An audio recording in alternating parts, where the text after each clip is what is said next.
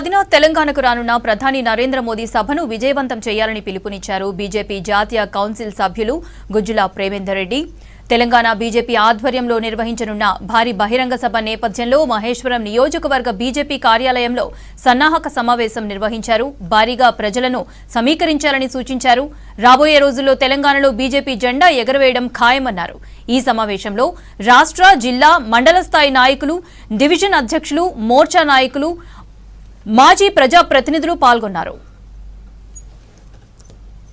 ప్రధానంగా తెలంగాణ వికసిత్ తెలంగాణ, వికసిత్ భారత్, వికసిత్ తెలంగాణ కోసం, వికసిత్ భారత్ కోసం భారతీయ జనతా పార్టీ, మోడీ కోసం, దేశం కోసం నరేంద్ర మోడీ, మోడీ కోసం మనం అనే పేరుతోని మేము ఈ యొక్క విషయాన్ని ప్రజల్లోకి తీసుకెళ్తున్నాం.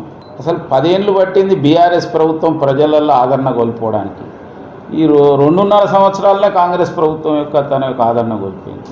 పైకి మాటలకు మాత్రం మేము బీఆర్ఎస్ అంటే మేము చాలా అది చేస్తాం, ఇది చేస్తాం, బీఆర్ఎస్ బీజేపీ ఒకటే అంటాడు. అరే మీకేమన్నా ఇది ఉందా అని అడుగుతున్నా. మీ చేతిలో సర్వ హక్కులు ఉన్నాయి. హోమ్ మినిస్ట్రీ ఉంది, పోలీస్ ఉంది, సిఐడి ఉంది, అన్ని రకాల యొక్క యంత్రాంగం ఉన్నది. నువ్వు అరెస్ట్ చేయలేక చేతగాక ఇప్పుడు ఇన్ని రోజుల తర్వాత ఇప్పుడు ఇంకా సెంట్రల్ గవర్నమెంట్ చేస్తలేదా అంటావు. ఎందుకనంటే నరేంద్ర మోడీ వారు వస్తున్నారు ఇక్కడికి.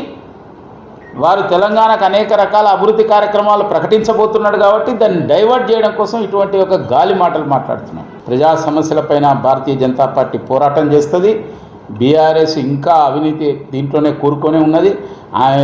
ఆమె మేము అడిగే వాటికి కాదు, వాళ్ళ కవిత అడిగే వాటికి చెప్తే చాలు వాళ్ళు సమాధానాలు, వాళ్ళు చేసిన అవినీతి ఇది. తర్వాత కాంగ్రెస్ పార్టీ అయితే బీఆర్ఎస్ ప్రభుత్వం అంటే ఇంతకుముందు ఒక కుటుంబం దోసుకునేది. ఇప్పుడు కాంగ్రెస్లో మంత్రులు గుంపులుగా దోసుకుంటున్నారు.